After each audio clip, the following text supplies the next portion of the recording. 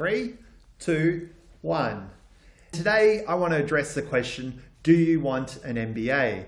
And the reason I want to talk about this is because one of the people I was mentoring was actually asking for my take on it. And I didn't want to give them a straight answer one way or another. I just wanted to supply a number of filters that might help in terms of creating and constructing some evaluation criteria, because like it or not, an MBA is a huge financial decision. It costs generally much more than purchasing a car and generally slightly under a house. And so in terms of magnitude, it's one of the biggest financial decisions that you're going to make in your lifetime. And I executed this decision maybe 5 or so years ago, maybe longer, over time, sort of evaluating whether an MBA was right for me. I'll talk to that in a second, but I guess building further on the financial nature of the decision, you're looking at anywhere from 50 to 250K. So when I'm looking at that number, and that's pretty much life affecting for most of us normies, that's a lot to take in. One of the ways I sort of thought about it was, what else can you do with that cash? So say you're sitting on 50, 100, 150K, what else could you do with that money if you weren't to commit to a postgraduate degree of an MBA nature? I love education. I love self-directed learning. And I guess that's a bit of a clue as to why I didn't go down the road of committing to something that was a bit more formal. So with similar amounts of cash, probably a bit lower than the 50K number, things I've bought and learned over, say, the last 7 or 8 years is one, travel. I think it's an invaluable life experience. I'm coming to appreciate it a lot more now that we're not allowed to do it, but definitely something that educates you and humbles you in ways that you envisage, and then in ways you don't expect. Relocating to another country in my earlier years and living in Singapore was definitely one of the most rewarding personal and career experiences I've ever done.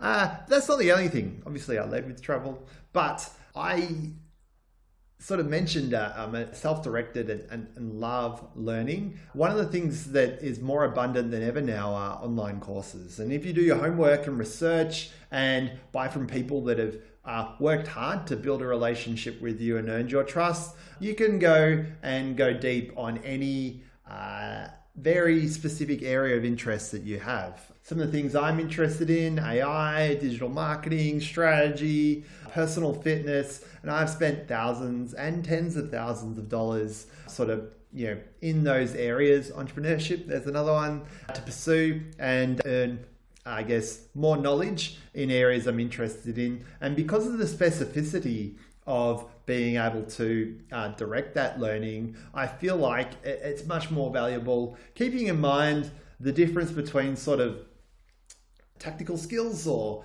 sort of ways you can do things, and then levels above, which sort of bleed into more strategic, conceptual sort of frameworks, and being able to tie together disparate areas of knowledge is a skill you'll develop over time as you cultivate learning as well. A really immediate example for me right now, I'm seeing amazing things happening in the B2B marketing world. I'm also seeing a burgeoning growth in the area of no code. And so I'm, as an entrepreneur myself, figuring out ways I can sort of marry these two disparate disciplines into something that helps reward me.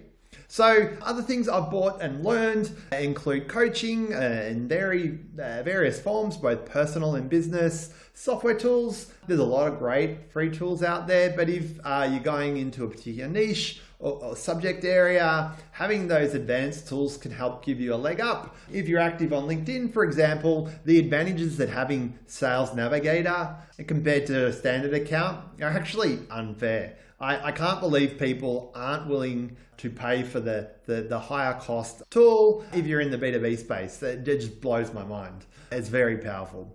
Another one that I bought and learned, which is a bit more off the beaten track, is lunch, gifts, dinners, rewards, however you want to frame it, to help me get access to people I can learn from. So, networking is a lifelong skill. It's extremely valuable. One of the selling points that's often touted to me when I see, advertising for MBAs and exec MBAs is you get access to a community and an alumni network, that will reward you over time. Please, if I want access to someone, I will use hustle, grit, perseverance, and my own charisma to help open those doors. And while there's definite merit to people who need a bit of assistance with that, I don't see the point in paying 50 to 200K and above to get access. I don't think that's a valid reason. Happy to fight you on that one if you wish. Oh.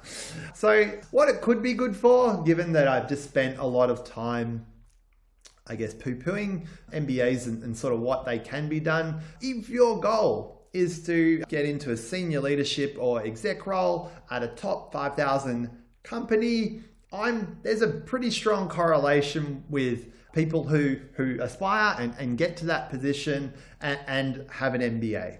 It's definitely not the only way. I definitely think it enhances if you're looking to get through those, very specific doors and archways. That simply doesn't interest me. Maybe one day I'd love to create a top 5,000 company. I doubt it'll happen. I've sort of, got more grounded ambitions around helping the world and the universe and don't need a top 5,000 company to be able to do that. So yeah, it's probably off the table. But if that is your goal, no judgment here. And I suspect an MBA will really help you for reasons that I can't fathom. Cool. Just a few other filters that you might be thinking about, particularly in 2020. Higher education is going through the biggest ever disruption in the last century right now. So if you're going to make a significant financial commitment and bet on an established horse that's already there and is going through such an event, maybe just pause down your decision-making process and think about it really clearly and be really sure that the institution you're pouring hundreds of thousands of dollars into is the right horse to back. I am not a student of history. I love history, but I sort of embraced it in later years. One thing that I think about is history repeating itself, and from what I understand of the 1500s and 1600s and sort of years and centuries gone by, education and learning used to be controlled by the elite, and through basically the advent of print, education information was able to be disseminated a lot more broadly, and those foundations or elitism eroded. I feel like the internet is facilitating such transition right now. And so if we look back at 1500s and 1600s and print sort of eroding some of that elitism, I actually think internet and communication and technology right now are eroding it even further. So look out, higher ed.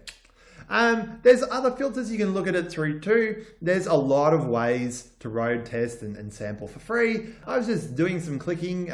The state government in Victoria, I'm sure the Australian government is facilitating as well. There are a lot of online free courses and samples out there in the educational space. One of which I spotted was La Trobe University. They're actually piloting some of their MBA subjects right now for free. So that could be of interest to you. Another filter, and one that I'll close with, is what do people you trust say? And you trust them, yes, of course, but I actually want you to apply and dig a bit deeper there. So when they give you their wisdom or advice, I'd ask the question whether they're empathizing with your own situation right now or speaking from their own experience, because they're two different things. When people historically have gone and done MBAs, it's nurtured and probably created a certain reward path. I'm just openly questioning whether that reward path is one and the same today. So something to think about there. Cool, thanks for watching. Follow me on LinkedIn if you wish to get more content like this. Send me a personalized contact request if you're looking to forge a connection. I find it weird when people just connect for the sake of it, and I'd rather have quality conversations and words with the connections that I make rather than just blindly connecting. Rant over. And if you're looking for perfect 20 clients, I explain what that means on lukemarshall.net or check out my LinkedIn profile. Thanks for watching again. Have a great week. Ciao.